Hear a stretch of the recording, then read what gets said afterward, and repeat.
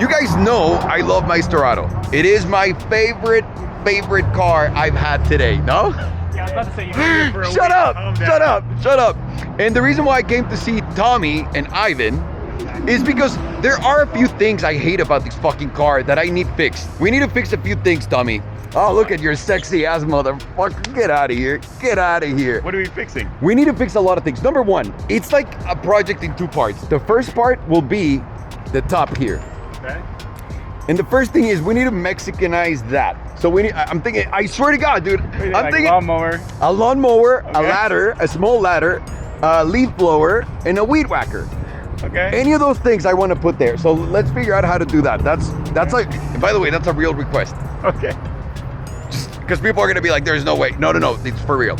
And then I'm thinking about doing like making this kind of like a Raptor, because it's already got the vibe, right, of the off-road. Yeah, I can see it. I want to add lights. That's the second thing. And then I want you to fix a few problems that I have with it. So I'm thinking a light bar, or perhaps putting something up there. And yeah, light bar and maybe other lights. I would love to get some ideas from you whenever you can study this thing and come up with the ideas, but I definitely want to do that. Are we gonna keep the spare tire or? No, we can do the what items, yeah. we can do whatever the fuck it is just to get the real deal coming with the lights. And we can do lights on the back too, just like in the Raptor. Like a test lights, Yeah, fuck yeah. Okay. Fuck yeah.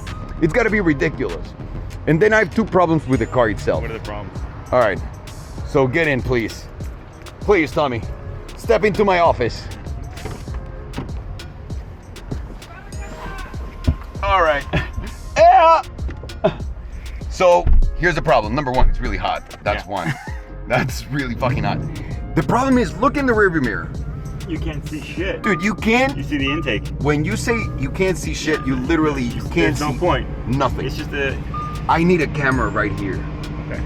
Like, you know how the Yeah, like the Escalades? Escalades in the Yeah, of course you know the Escalades. Come on, get out of here. We need that. And then the second problem that I have is this. And I don't know what the fuck can be done about this one.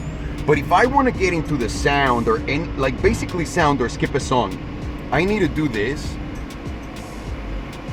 Hang on, just give it 39 minutes. And then I need to do that. While And then I'm bring the volume driving up or down. and I can't see anything. And There's they didn't. No. This plus and minus is in a. No, this is for the windshield wipers, dude. They're fucking retarded. But why would you need to plus it? Oh, you mean the speed of it? This is Got the it, got it, speed got of it. the speed. Yeah, Oh and my then God. this is where my lights. Yeah, turn signals. Yeah, this is the menu right here, and this is for cruise control. There's literally nothing, so that you can control this and also skip songs. Like, you know, Ferrari has the buttons right here. Nothing. Jeez, that wasn't engineered well. It's a Lamborghini though. That's, you know, it's part of it. Like, if everything was perfect, I'd be like, Then it wouldn't oh be a man, it'd Lamborghini, be yeah. so boring. Then it'd be. But I feel like this is what we need. Do you think it's doable? That 100% done. Really? Yeah, that's easy. We just, I might have to change the mirror itself, so the That's mirror might fine. look a little bit different, but that's doable. Okay. This is tricky because I don't know how the fuck that's even possible. Yeah. If it's even Yeah, possible. this is all based off that tablet. Yeah. We have to maybe get Eric to think about it. That fucking monster. Because even if we get an auxiliary, like I could, let's say the auxiliary you could control through volume or something else, but not this. This one's gonna be hard. We'll do some research. Okay. I appreciate that. Thank you. Because man, it's fucking impossible. And this, you can't. Oh. And the third thing was, here, for me to turn on the Storado lights, like the ones on the front, I need to turn on the lights right here, press the high beams, and at the same time press this shit. And then if you don't, it doesn't turn on. And if you don't, it doesn't turn on. And the moment that you get rid of your high beams, it goes off. Can we fucking make this button turn it on and off? Brabus did the same thing when you do the light bars on top Yes. of the Brabus. There was an override for that, like a wiring kit. We'll see what we can do. That's easier. We can do that. We can figure that out. Tommy, don't fucking let me down. Don't start high beaming people in traffic, and then I get, I hear about it. If you guys are watching this episode, Tommy didn't do anything. He hasn't done anything. This is just for the show. This is just for the show. Ivan said he's gonna show me a car, so I'm excited to see that. Let's go see Fucking it. roll.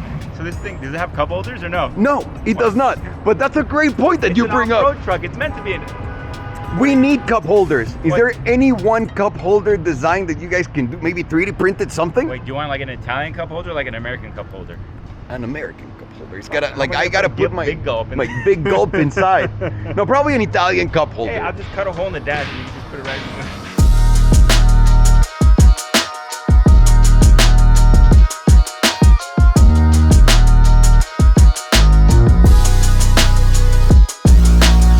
Ivan wasn't fucking around. This is something I've been dying to see. And you guys have no idea for how long. I've been asking Ivan ever since I heard about it, when are you getting one? When are you getting one? When are you getting one? And I'm sure you guys know what it is. This is the Lotus Emira. For a lot of people that don't understand what this is a very important car for Lotus. And specifically for those people that love Lotus. And I'm gonna tell you why right now, but just look at it. For $110,000, what other car can you get that looks like this with such an insane design that instantly people see it on the street and go like, supercar, but like instantly. And it's not too crazy. The maintenance must be nothing too. And I guess the history is what really drives me. Let me tell you why.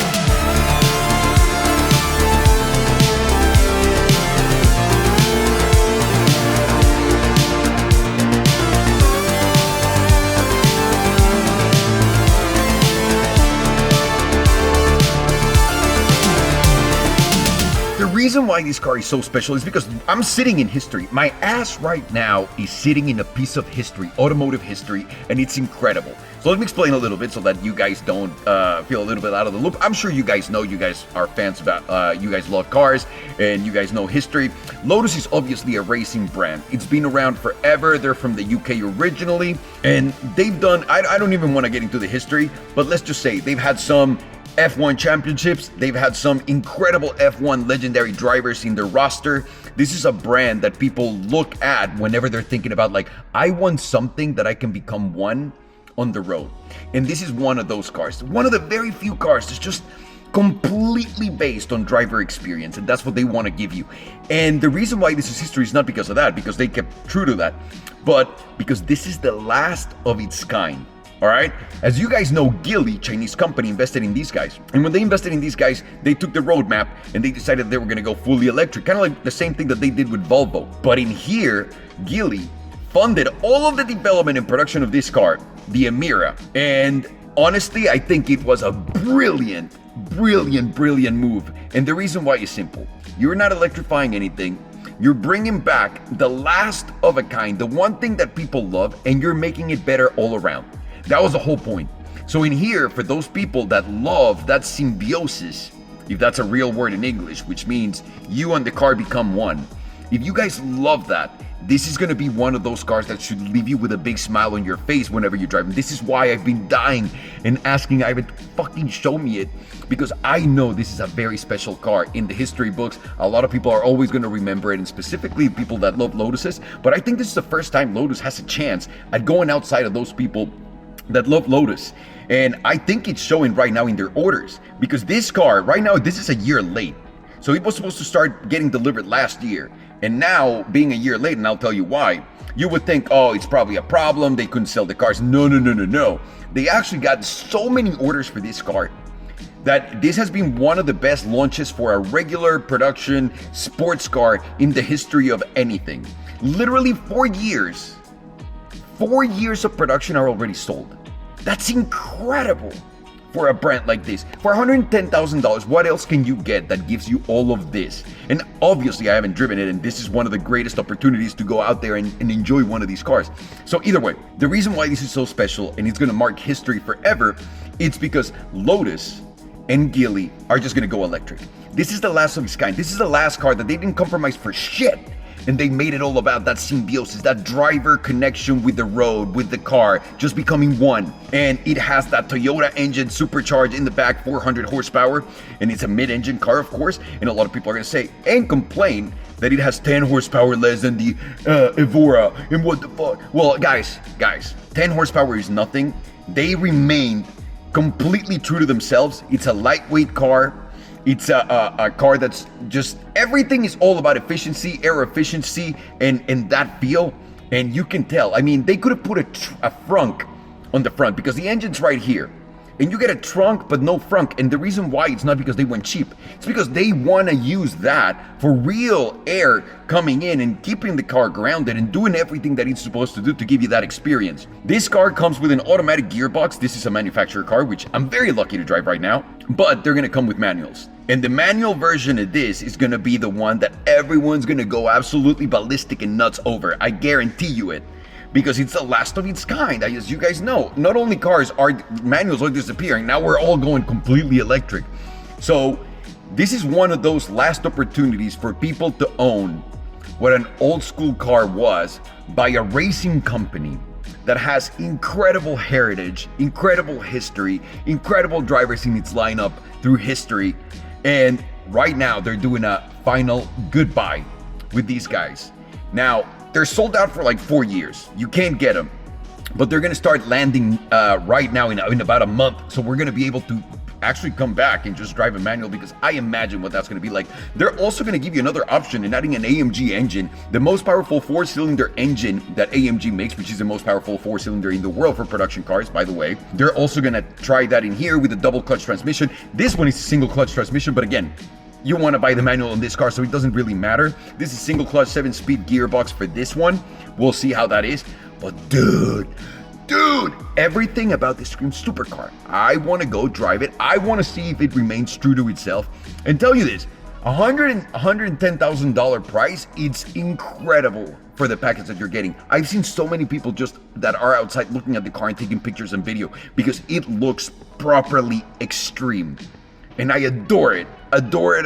It's easy on the eyes. It's a design that everyone seemed to like when they see it in person. So let's see how it is. I'm gonna go fucking drive this thing because I am dying. And I've been asking Ivan for so long. So it's good to be back.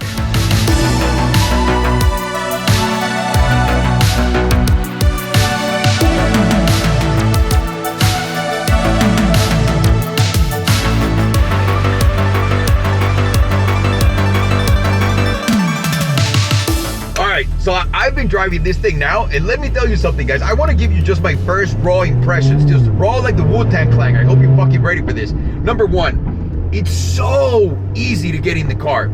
A lot of people think that this is a car that they built on the old platform. It's not. This is a brand new platform. And why does it matter? Simple. Because to access the car, to enter, to penetrate the car with your body, it's really easy to get in. Like really fucking easy. Whereas before, you know, all of the other tubs are a little... When we're talking about older cars, it's harder to get in and harder to just get like the simple...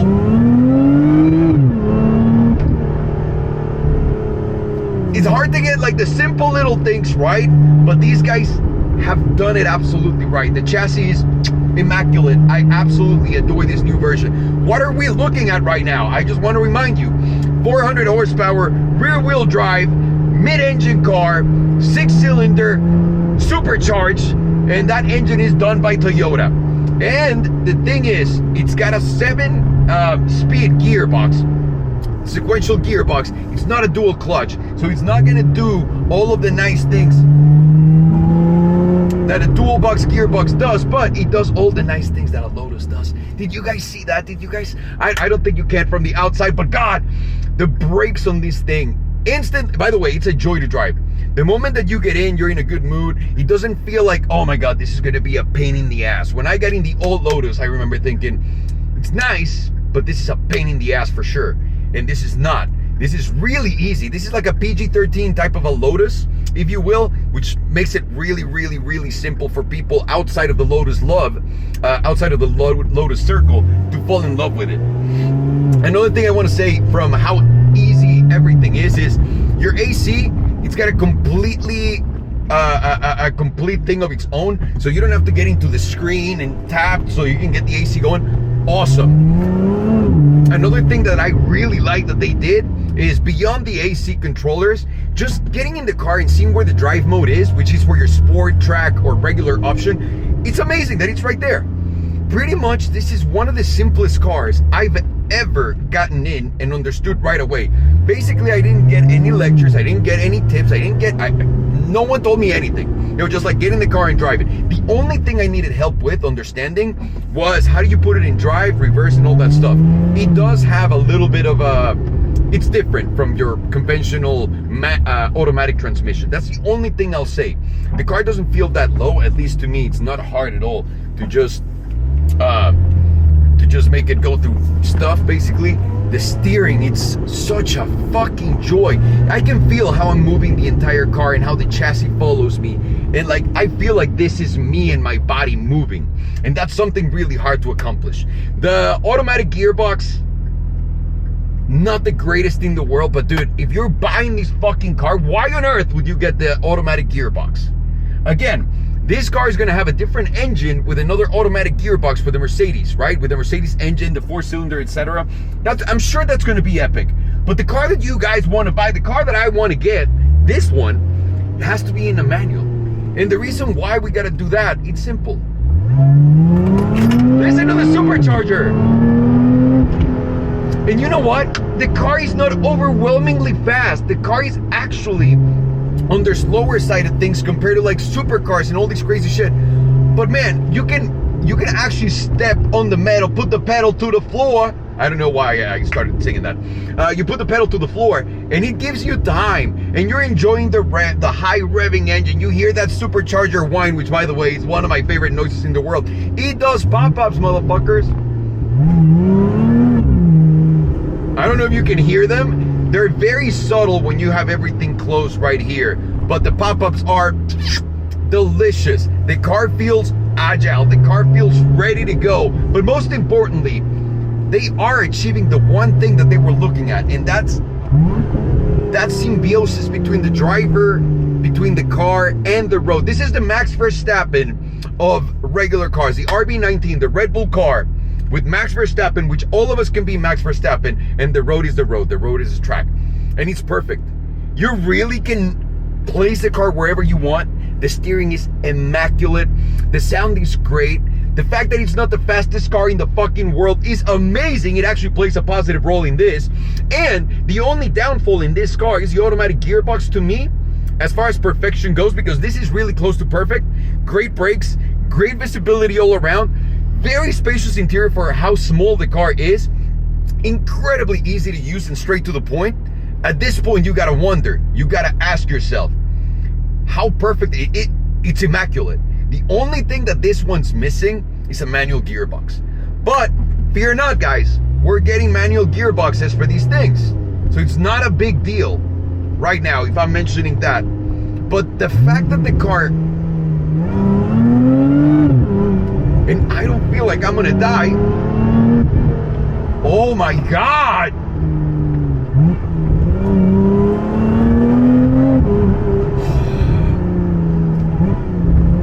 Oh, this supercharger whine is such a fucking amazing little thing. I love supercharger whines. I love the way she whines. Dude, it's so good. This is so good. This is fucking incredible. And everything is just so simple. Not everything has to be complex and you have to add so many different things and you have to change the ways that you do things. This is straight up, focused to the point, and I don't think anyone that bought this car will be disappointed. I think they're gonna I'm getting FOMO. I'm getting fucking FOMO.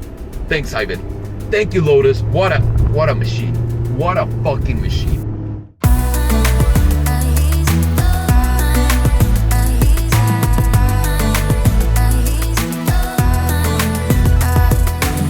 No, you just cost me money, Tommy.